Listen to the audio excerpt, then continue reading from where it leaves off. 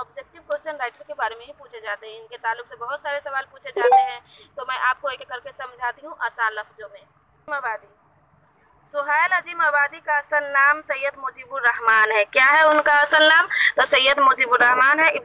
अपनी इब्तिदाई जिंदगी में तो शायरी भी करते थे, इसलिए सुहैल तखल्लुस करते थे। सुहैल अजीम आबादी पूछा जाएगा क्या तखल्लुस करते थे? तो सुहैल तखल्लुस करते थे। इस तरह आदमी दुनिया में सुहैल अजीम आबादी के नाम से मशहूर हुए। सुहैल अजीम आबादी की पैदाइश 1911 में पटना में हुई थी। पूछा जाएगा कब हुई थी? तो 1911 में कहाँ हुई थी? तो पटना में हुई थी। सुहैल साहब एक जमींदार खानदान से ताल्लुक रखते थे।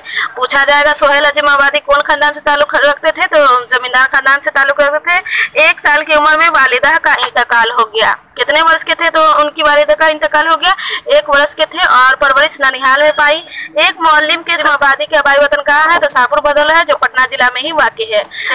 पीछे मुड़कर नहीं देखा और बेशुमार अफसाना लिखे। मतलब इब्तिदाई क्या चीज़ से किए सुहैल अजीम आबादी? तो किए शायरी से किए, और बाद में अफसाना निगार बने। उनको इस्तेसाल के खिलाफ मजदूरों और कमजोर तबकों की हकूक जैसे मौज़ूआत से मुताल्लिक है। मतलब वो ज़्यादातर जो अपना अफसाना में कहानी लिखते थे वो गरीब लोगों के बारे में ही बताते थे और पैसे वाले के बारे में नहीं बताते थे। में उनके 3 अफसाने मजमूए 4 चेहरे, अलाव और आदमी के रूप है। ये मोस्ट इम्पोर्टेंट है, पूछा जाता है क्वेश्चन पूछा जाता है सुहैल अजीम आबादी के कितने अफसाने मजमूए हैं? तो 3 मजमूए हैं। पहला है 4 चेहरे, दूसरा अलाव और तीसरा है आदमी के रूप। और नाविल बेजर के पौधे हैं। नाविल कौन है? बेजर के पौधे। उनके मजमूए के अलावा सुहैल अजीम आबादी की आदाद 125 तक पहुंच चुकी है। उनका तो 1980 में। सवाल, मुख्तसर सवालात। रुकैया भाभी के जिस देवर का किरदार कहानी में पेश किया गया है उसका नाम क्या था? रुकैया भाभी के जिस देवर का किरदार कहानी में पेश किया गया उसका नाम अख्तर था। ये मोस्ट इम्पोर्टेंट है। रुकैया भाभी के शौहर को बार बार जेल क्यों जाना पड़ता था?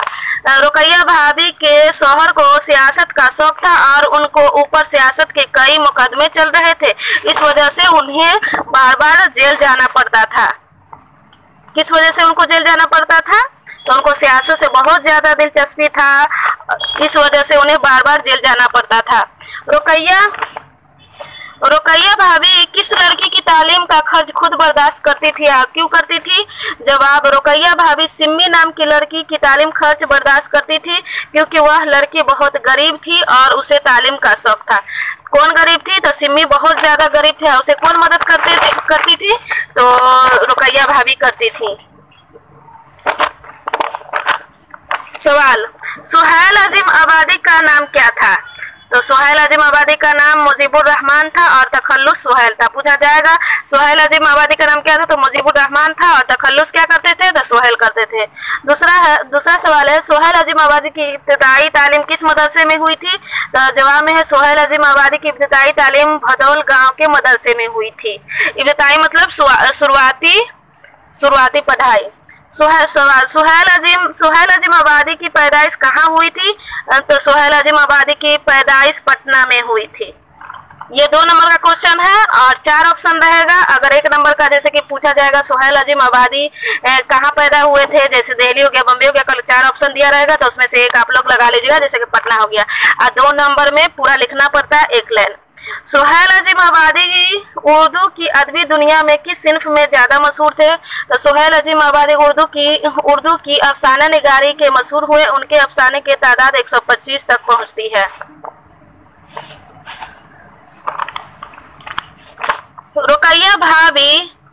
रुकैया भाभी को जब फुर्सत मिलती थी तो वह अपना शौक पूरा करने के लिए कौन सा काम किया करती थी? ये मोस्ट इम्पोर्टेंट है, आप लोग याद कर लीजिएगा। रुकैया भाभी को जब फुर्सत मिलती थी तो वह अपना शौक पूरा करने के लिए खत लिखा करती थी।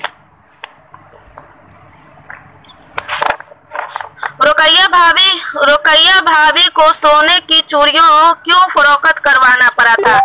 क्योंकि सिम्मी के भाई को एमए का फीस जमा करना था और उसके पास रुपए नहीं थे, इस वजह से रुकैया भाभी को सोने की चूड़ियों को फरोख्त करवाना पड़ा। माशाल्लाह कितनी अच्छी। सरापा कम अज कम 10 जुमलों में तहरीर करे।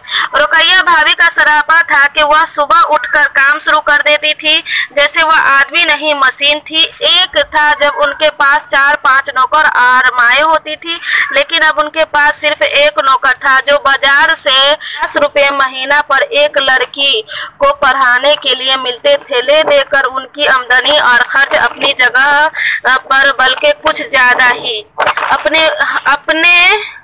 अपने ऊपर बच्चों का खर्च होता तो किस तरह पूरा हो जाता था। लेकिन वह बढ़कर क्या था, बच्चों और अपने जरूरतों के अलावा उन्हें रकम में से हर महीने मजदूरों और तलबा इल्मों की अंजुमनों को देना पड़ती थी। कॉन्फ्रेंसों और जलसों में शिरकत के लिए किराया अदा करना पड़ता था कि गरीब लड़कियां सिर्फ उनके मदद से पढ़ रही थी। मतलब ज्यादातर जो लड़की थी तो किनके हम भी चाहते कि हम भी इसी तरह हो, क्योंकि दूसरों की मदद करना मतलब क्या है, अगर हम अभी मदद करेंगे किसी और को तो वो भी कल होके हम लोगों को करेंगे। भाभी ने शादी से पहले अपने जिस घर में परवरिश पाई उसका माहौल और मियार कैसा था? माशाल्लाह ये बहुत अच्छा क्वेश्चन है।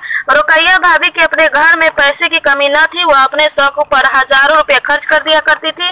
घर में 4-5 नौकर और माएँ होती थी। वह नाजों की पली हुई थी और ऐसे माहौल में बढ़कर जवान होती थी जिसमें अपनी जात सब कुछ हुई और अपने घर में बहुत शान और आन बान से रहती थी। मतलब माशाल्लाह इतने पैसे वाले घर में रहकर इतनी मुसीबत झेलती है और उसमें भी दूसरों की मदद करती है। माशाल्लाह रुकैया भाभी